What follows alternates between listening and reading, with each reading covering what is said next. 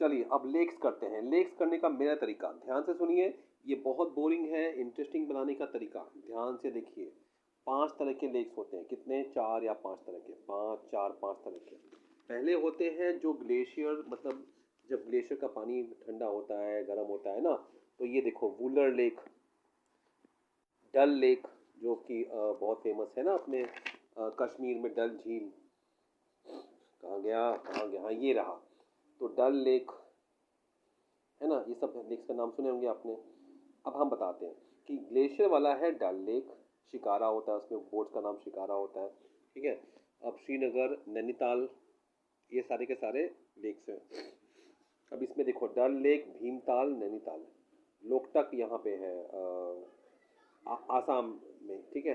ये देखो यहाँ पे दिखा देता हूँ, बार बार चेंज करना पड़ रहा है। लोकटक यहाँ पे नहीं दिया हुआ है, मणिपुर में है लोकटक, और बारह बारह पानी भी वहीं पे है, नॉर्थ ईस्ट में है। ये हो गए।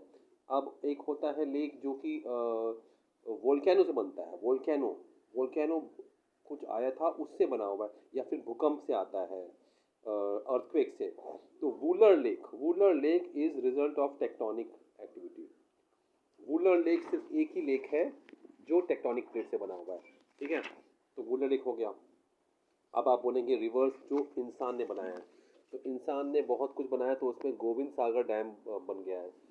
वो जब डैम बनाते हैं तो वो पानी जमा होता है, तो उसी से कुछ डैम रिवर बने हैं। उसमें है गुरु गोविंद सागर भाखड़ा नंगल प्रोजेक्ट, पहला प्रोजेक्ट था हमारे देश का, नेहरू जी के टाइम में शुरू हुआ था, और ये इसने बहुत पानी जमा किया था।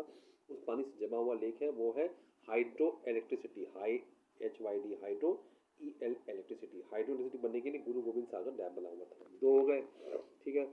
अब तीसरा वाला कौन सा है? तीसरा वाला ये है जो कि अंदर इनलैंड ड्रेनेज, मतलब वो जैसे कि राजस्थान में है सेमी एरिड एरिया, वहाँ पे कुछ लेक्स बने हुए हैं।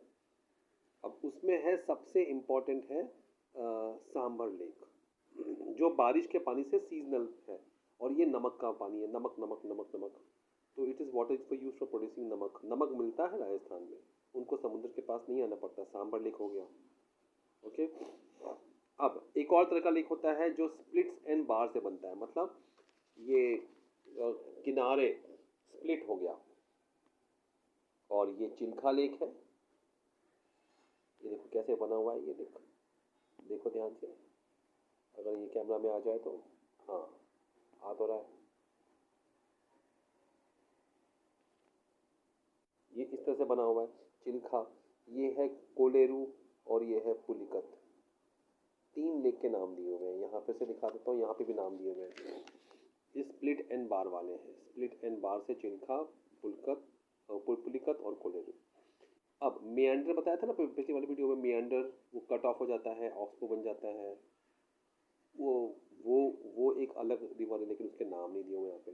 तो स्प्लिट एंड बार से चिल्खा, पुलिकट, कोलेरू। सीजनल में हो गया सांबर, है ना, हमने वो देख लिए वो ग्लेशियर वाले, डल लेक, भीमताल, नैनीताल, लोकटक और बारापानी। टेक्टोनिक वाला देख लिया वुलर, है ना, और ह्यूमन मेड है गुरु गोविंद सागर भाखड़ा नगर प्रोजेक्ट। हो गए सारे के सारे। अब इसी में सब क्वेश्चन आएंगे आपको। तो ये सारा का सारा टॉपिक कवर हो चुका है। लेक्स का इम्पोर्टेंट क्या है? एक तो हमको पानी मिलता है, पानी का रिवर को फ्लो को रोकता है, वो फ्लडिंग को रोकता है ना, इवन फ्लो मेंटेन रखता है पानी का, हाइड्रो इलेक्ट्रिसिटी पावर जनरेट होता है, क्लाइमेट अच्छा बनता है, एक्वेटिक इकोसिस्टम बना रहता है ना, पेड़ पंछी पौधे कीड़े मकोड़े सब, नेचुरल ब्यूटी एनहांस करता है, टूरिज्म होता है, रिक्रिएशन, लोगों को अच्छा लगता है वहाँ आके। ये सारे पॉइंट्स कवर करने हैं आपको रिवर में। और जहाँ तक इसकी एक्टिविटीज़ के लिए है, तो हमारा देखो इरिगेशन, नेविगेशन, हाइडल, 3 चीज़ लिखना है, इरिगेशन, नेविगेशन, हाइडल। फिर लोग यूज़ करते हैं for agriculture, municipality, domestic, industrial, agriculture. ये 5-6 वर्ड्स में आपको सब चीज़ आ जाएगा कि हाँ क्या क्या यूज़ होता है। पॉल्यूशन की बात होगी तो आपको लिखना है कि 2 चीज़ें, एक तो ये होता है कि अनट्रीटेड सीवेज जाता है घरों से, और इंडस्ट्रियल एफ्लुएंट जाता है, इंडस्ट्रियल वेस्ट जाता है, 2 चीज़ से पॉल्यूशन होता है। और एक बात, 20 किलोमीटर तक कोई भी रिवर ऑटो क्लीन कर लेता है, मतलब अगर शहर के बाहर 20 किलोमीटर का एरिया साफ है तो डाइल्यूट और एसिमिलेट कर लेता है रिवर, लेकिन 20 किलोमीटर के अंदर कोई और कचरा नहीं आना चाहिए, जो कि हो रहा है। तो ये बातें क्लियर हो गई।